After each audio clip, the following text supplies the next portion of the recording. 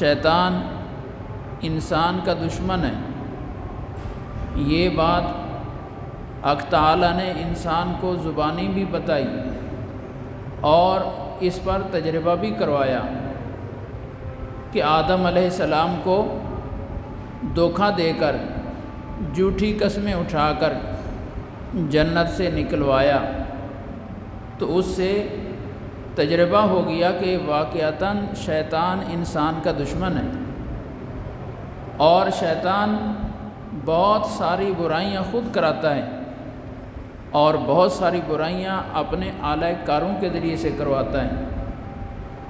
من الجنۃ والناس، کہ شیاطین جنوں میں بھی ہوتے ہیں انسانوں میں بھی ہوتے ہیں، ہوتے شیطان ہیں جن کی شکل میں آ رہے ہوتے ہیں، ہوتے شیطان ہیں انسان کی شکل میں آ رہے ہوتے ہیں، اور دشمن کی ہر بات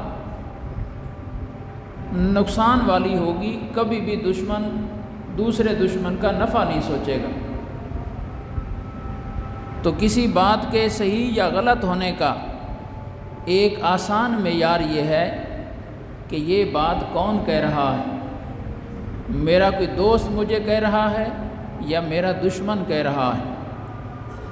اگر بات کہنے والا دوست ہے، اس کا لہجہ سخت بھی ہو تو بات نفع کی ہے، وہ سختی سے بھی کہہ رہا ہو تو بھی فائدہ کہہ رہا ہے، اور اگر بات کہنے والا دشمن ہو، وہ پیار سے بھی کہہ رہا ہے تو نقصان کی بات کہہ رہا ہے، اس کے پیار میں بھی دشمنی ہے اور دوست کی سختی میں بھی خیر خواہی ہے اور بھلائی ہے۔ تو شیطان جس چیز کو مٹانے پر تلا ہوا ہے، یہ نشانی ہے اس بات کی، دلیل ہے اس بات کی کہ یہ چیز حق ہے۔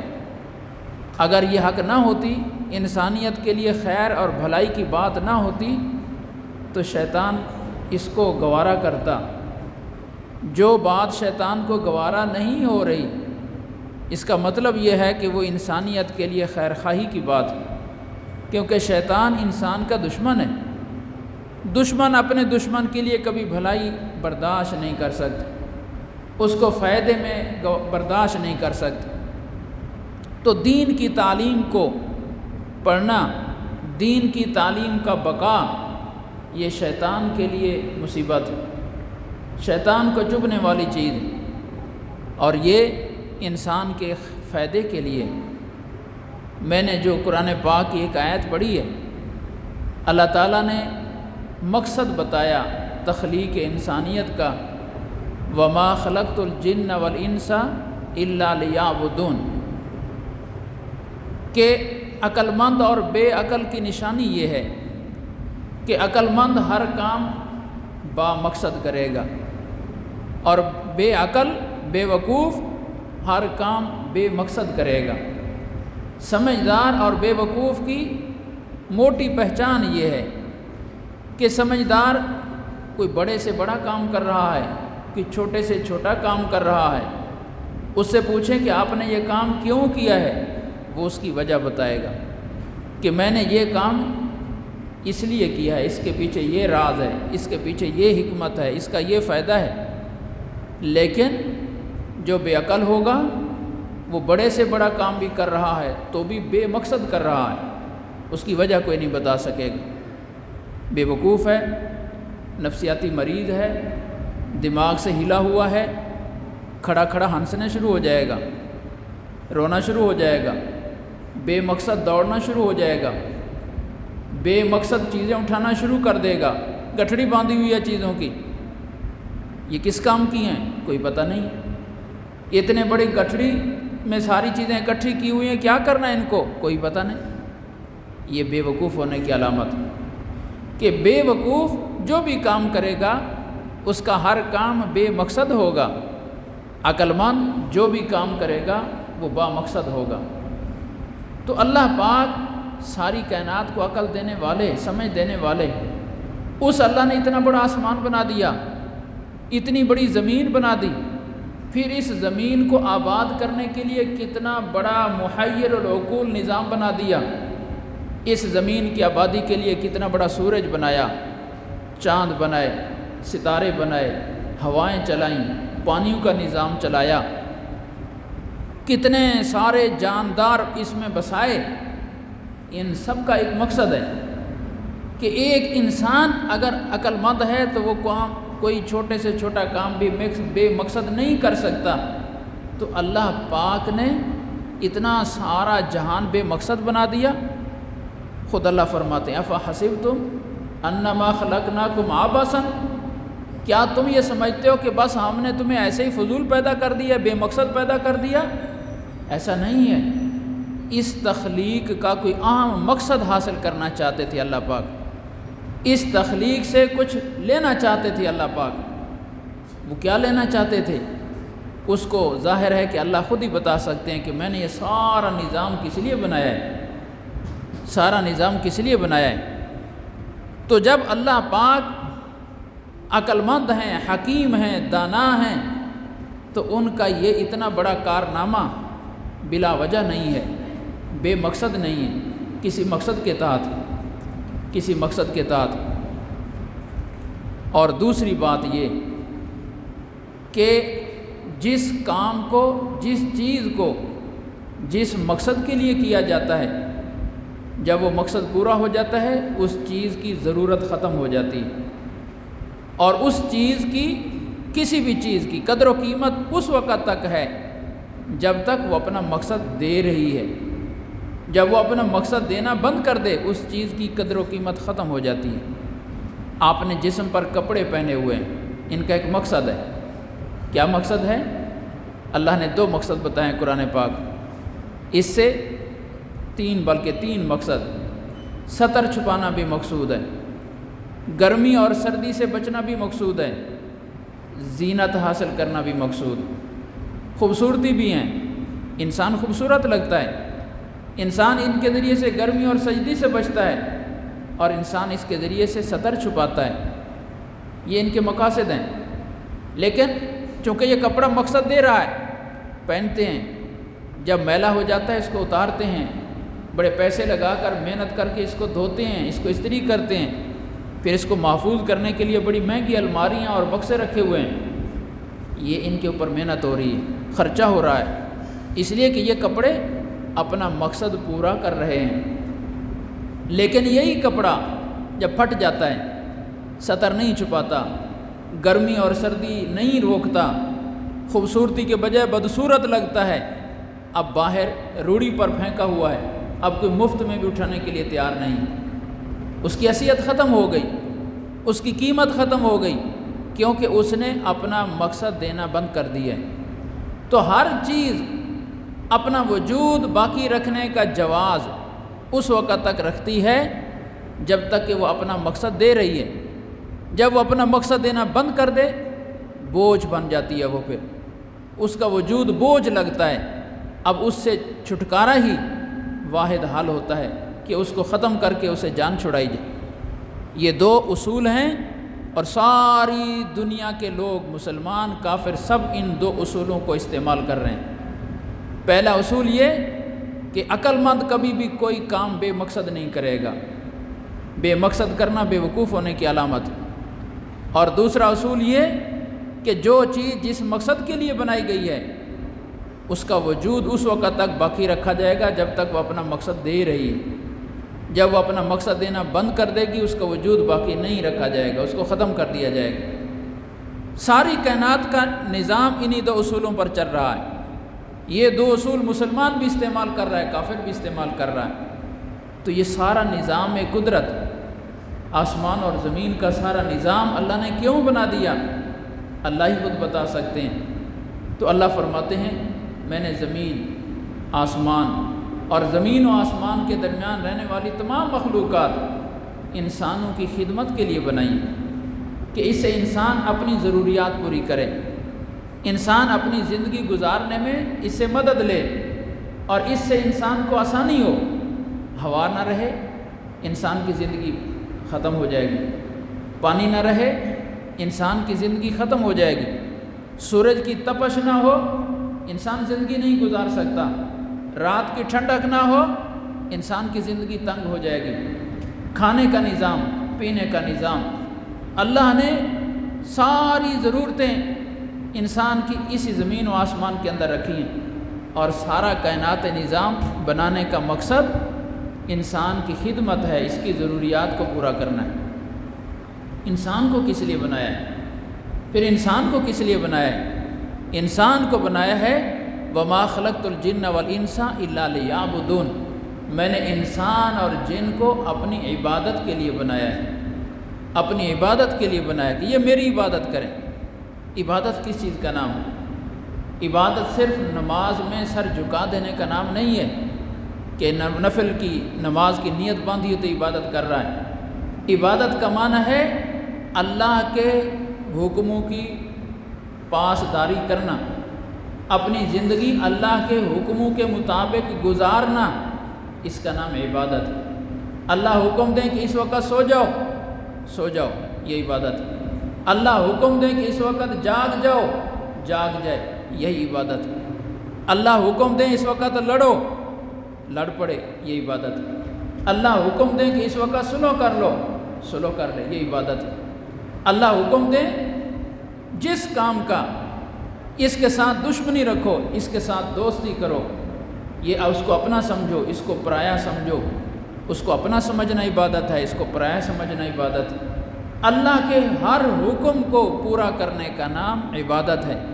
اس لیے مسلمان صرف مسجد میں آ کر عبادت میں نہیں ہے، وہ بازار میں ہے تو بھی عبادت میں ہے، وہ گھر میں ہے تو بھی عبادت میں ہے، وہ زندگی کے جس شعبے میں ہے اور جہاں پر ہے وہ عبادت میں ہے۔ حتیٰ کہ بیت الخلاء میں بیٹھا ہے، کیسے بیٹھا ہے، کیسے داخل ہوا، اس کے احکام اللہ نے دیے۔ جاؤ، بایاں پاؤں پہلے رکھو، بسم اللہ، اللہم انی اعوذ بک من الخبث والخبائث پڑھ کر داخل ہو۔ ننگے سر نہ جاؤ، سر ڈھانپ کر جاؤ، ادھر ادھر نہ دیکھو، وہاں بیٹھ کر باتیں نہ کرو اور خاموشی سے بیٹھو۔ یہ انہی احکام کی تعمیل میں بیٹھا ہے۔ یہ بیت الخلاء میں بیٹھنا بھی عبادت ہے، کیونکہ اللہ کے حکموں کی تابعداری میں بیٹھا ہے۔ زندگی کا کوئی کام بھی کر رہا ہے بشرطے کہ اللہ کے حکم کے مطابق کر رہا ہے، یہ عبادت۔ تو انسان کو اللہ فرماتے ہیں میں نے اپنی عبادت کے لیے بنایا، تو پہلی چیز سامنے آ گئی کہ انسان کی تخلیق کا مقصد اللہ کی عبادت ہے، اللہ کی عبادت۔ اسی لیے اللہ نے انسانوں کو جب دنیا میں آباد کیا تو اپنے احکام ساتھ ہی بھیج دیے۔ سب سے پہلے انسان آدم علیہ السلام ہے، اور سب سے پہلے نبی بھی آدم علیہ السلام۔ انسانیت اور نبوت کو ساتھ ساتھ چلایا، اس لیے کہ اگر انسان آ جائے اللہ کے احکام نہ آئیں تو انسان پوچھے گا یا اللہ مجھے کس لیے بھیجا گیا؟ انسان اندھیرے میں ہے کہ ایک انسان کو بھیج دیں شہر جاؤ بھی۔ اب شہر جا کر وہ فون کرتا ہے کہ میں شہر پہنچ گیا ہوں، اب مجھے کس کام کے لیے بھیجا تھا؟ مجھے مقصد تو بتایا نہیں شہر آنے کا۔ تو جب تک مالک اس کو پیچھے سے آدمی بھیج کر فون کے ذریعے، خط کے ذریعے شہر جانے کا مقصد نہیں بتا دیتا، اس وقت تک وہ اندھیرے میں ہے۔ اندھیرے کا معنی بے مقصد وہاں پھر رہا ہے، کبھی ادھر جاتا ہے کبھی ادھر جاتا ہے، لوگوں کو بھی شک پڑ رہا ہے کہ یہ نفسیاتی مریض ہے، یہ کسی صحیح رخ پر نہیں جا رہا، کبھی ادھر گھومتا ہے کبھی ادھر گھومتا ہے، اور یہ اس لیے گھوم رہا ہے کہ اس کے سامنے مقصد نہیں ہے کہ میں کیا کرنے آیا ہوں۔ اگر اس کے سامنے مقصد ہوتا کہ میں کپڑا خریدنے آیا ہوں تو کسی دکان پر بھی نہ ٹھہرتا، سیدھا کپڑے کی دکان پر جاتا، کپڑا خریدتا، واپس آ جاتا، کسی کو بھی شک نہ پڑتا کہ یہ نفسیاتی مریض ہے۔ کبھی کسی دکان کو دیکھتا ہے کبھی کسی کو دکان کو دیکھتا ہے، اس لیے کہ اب اس کا مقصد سامنے تھا۔ جب مقصد سامنے نہیں تھا ادھر ادھر پھر رہا ہے۔ تو انسان کو اللہ نے جب بھیجا نبوت ساتھ آئی، انسان اور نبوت اکٹھے چلے۔ پہلے انسان آدم علیہ السلام، پہلے نبی آدم علیہ السلام، دونوں اکٹھے چلے ہیں۔ یہ اللہ نے بتا دیا ہے کہ انسان کی بنیادی ضرورت ہے اس کے پاس اللہ کی ہدایات کا ہونا۔ شریعت کا ہونا، دین کا ہونا، اس کے بغیر انسان اندھیرے میں ہے اور اپنی زندگی کا مقصد اس کو سمجھ میں نہیں آئے گا۔ زندگی کا مقصد سمجھ جانے کے لیے چیز ضروری ہے کہ اس کے پاس آسمانی مذہب موجود ہو، آسمانی کتاب موجود ہو، آسمانی ہدایات موجود ہوں۔ یہ اللہ نے سمجھایا۔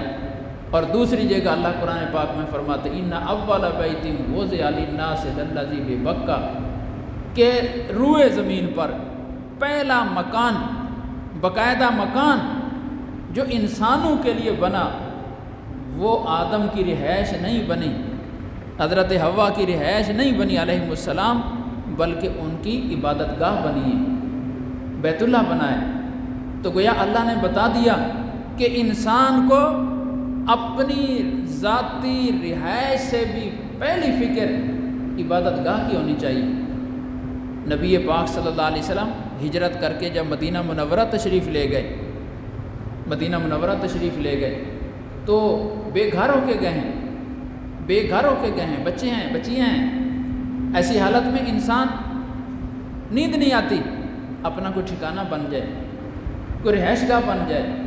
میری بچیاں ہیں، ان کو کہاں میں ٹھہراؤں، میرا خاندان ہے۔ لیکن نبی پاک صلی اللہ علیہ وسلم نے مدینہ منورہ میں اپنی ذاتی رہائش بعد میں بنائی، مسجد نبوی پہلے بنائی۔ حضور صلی اللہ علیہ وسلم نے بھی اپنے عمل سے بتایا، امام الانبیاء نے، کہ انسان کی ذاتی ضرورت سے بھی زیادہ اس کی عبادت گاہ کی حیثیت، کہ وہ اللہ کی بندگی کے لیے زمین میں آیا ہے، اپنی عیاشی کے لیے نہیں آیا، اپنے روزگار کے چلانے کے لیے نہیں آیا۔ یہ تو ایک زندگی کی وقتی ضرورت، ورنہ اس کی تخلیق کا بنیادی مقصد اللہ کی عبادت ہے۔ اس لیے عبادت گاہ اس کی ذاتی رہائش سے بھی پہلی ضرورت۔ تو اس کا مطلب یہ ہوا کہ دینی تعلیم کا سیکھنا انسان کے لیے اس کی سب سے انسانی پہلی ضرورت، کہ اس کو اللہ کی طرف سے آنے والی ہدایات معلوم ہوں۔ سب سے پہلے انسان کو گویا اللہ کی تعلیمات سیکھنی چاہیے، کیونکہ ہماری بنیادی مقصد بعثت اسی کام کے لیے ہوئی ہے، ہمیں پیدا ہی اسی کام کے لیے کیا گیا ہے کہ ہم نے اللہ کی بندگی کرنی ہے، ہم نے کھانا بھی کھانا ہے، یہ ہماری ثانوی ضرورت، ہم نے کپڑے بھی پہننے ہیں، یہ ہماری ثانوی ضرورت، ہم نے رہائش بھی رکھنی ہے، یہ ہماری ثانوی ضرورت، ہم نے خوشیاں غمیاں بھی کرنی ہیں، یہ ہماری ثانوی ضرورت ہیں۔ ان چیزوں کے لیے ہمیں پیدا نہیں کیا گیا، پیدا کیا گیا ہے اللہ کی عبادت کے لیے۔ اس لیے جس تعلیم کے ذریعے سے اللہ کی عبادت کا پتہ چلتا ہے، وہ تعلیم ہماری پہلی ضرورت، وہ تعلیم ہماری پہلی ضرورت، باقی تمام چیزیں ہماری ثانوی ضرورت، وہ دوسرے درجے کی ضرورت۔ یہ ہے انسانی تخلیق کا مقصد۔ اب دوسرا اصول کہ انسان اس جہان میں کب تک رہے گا، یہ جہان کب تک چلتا رہے گا، تو اس وقت تک چلتا رہے گا جب تک یہ مقصد حاصل ہوتا رہے گا، اللہ کی عبادت والا۔ اس وقت تک اللہ پاک اس جہان کو قائم رکھیں گے، اور جب یہ بندے، یہ انسان یہ مقصد دینا بند کر دیں گے تو اللہ پاک اس کائنات کو ختم فرما دیں گے، اس کائنات کو ختم فرما دیں گے۔ میرے حضرت فرماتے ہیں کہ میں اپنے استادوں سے حدیث پڑھ رہا تھا سبق، تو میرے استاد فرمانے لگے کہ یہ جو اولیاء اللہ کے مقامات ہیں، کوئی قطب ہے، کوئی غوث ہے، کوئی ابدال ہے، تو یہ بڑے بڑے اونچے الفاظ دے دیے گئے ہیں اولیاء اللہ کو۔ قطب کہتے ہیں درمیانہ ستون، جس نے ساری چھت کا وزن اٹھایا ہوتا ہے، اس کو قطب کہتے ہیں۔ تو کیا ایک اللہ کے ولی نے ساری کائنات کا اٹھایا ہوا ہے؟ ساری کائنات اس اللہ کے ولی کی وجہ سے کھڑی ہوئی ہے؟ یہ بہت مبالغہ نہیں کر دیا گیا صوفیاء کی طرف سے کہ یہ قطب ہیں؟ فرمانے لگے مجھے یہ بات پوری طرح شرح صدر کے ساتھ سمجھ نہیں آ رہی۔ تو فرماتے میں طالب علم تھا، ان کا شاگرد تھا، میں نے ان سے عرض کیا کہ اگر مجھے آپ حکم دیں تو میں اس کا جواب عرض کروں، وہ یہ کہ آپ کو تو ان کے شرح صدر نہیں ہو رہا، میں عرض کرتا ہوں کہ ہر گناہگار سے گناہگار مسلمان بھی کتب ہے، ہر گناہگار سے گناہگار مسلمان وہ بھی کتب ہے۔ نے کہا وہ کیسے؟ حدیث پاک میں آتا ہے، نبی پاک صلی اللہ علیہ وسلم ارشاد فرماتے ہیں لا تقوم الساعة حتی لا یقال فی الارض اللہ اللہ۔ حضور صلی اللہ علیہ وسلم نے فرمایا اس وقت تک قیامت قائم نہیں ہوگی جب تک کہ پوری روئے زمین پر اللہ کا ایک بندہ بھی اللہ اللہ کرنے والا موجود ہو، چاہے وہ شہروں میں ہے، چاہے وہ دیہاتوں میں ہے، پہاڑوں میں ہے، جنگلوں میں ہے، کوئی بھی ہے، کہیں بھی ہے، صرف ایک بندہ اللہ نہ کرے، اللہ نہ کرے۔ پوری کی پوری انسانیت کافر ہو چکی ہے، اللہ کی منکر ہو چکی ہے، نبیوں کی دشمن ہو چکی ہے، دین سے متنفر ہو چکی ہے۔ صرف اللہ کا ایک بندہ کہیں چھپا ہوا ہے اور چھپ کر اللہ کو جانتا ہے، مانتا ہے، اللہ کے نبی صلی اللہ علیہ وسلم کو جانتا اور مانتا ہے اور ان کی تعلیم کے مطابق اللہ اللہ کر رہا ہے۔ اس ایک کی وجہ سے اللہ قیامت کو قائم نہیں کریں گے، ایک کی وجہ سے۔ یہ کوئی ولی اللہ نہیں ہے، عام مسلمان ہے۔ حدیث پاک کا حکم ہے کہ ایک مسلمان بھی جب تک موجود ہے، زمین قائم ہے، آسمان قائم ہے، قیامت نہیں آئے گی۔ تو جب ایک عام گناہگار مسلمان کی یہ شان ہے تو اللہ کے ولی کی تو بہت اونچی شان ہے، وہ پھر کتب اور ابدال کیوں نہیں ہو سکتی؟ تو یہ قیامت کب تک نہیں آئے گی، زمین کب تک بچی ہوئی ہے؟ جب تک اللہ کی عبادت ہو رہی ہے۔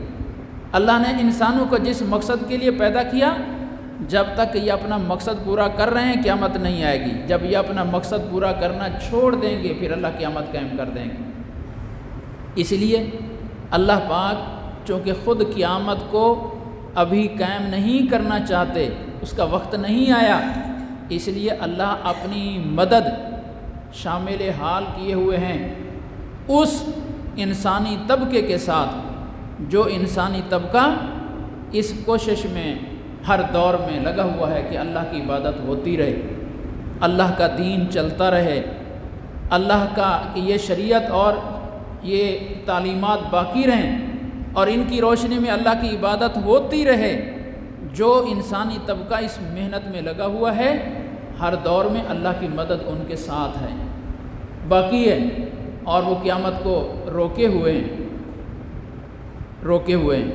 اس لیے بظاہر بے سہارا ہیں، بظاہر بے سہارا ہیں دین کی حفاظت کرنے والے، لیکن مٹ نہیں رہے، ختم نہیں ہو رہے۔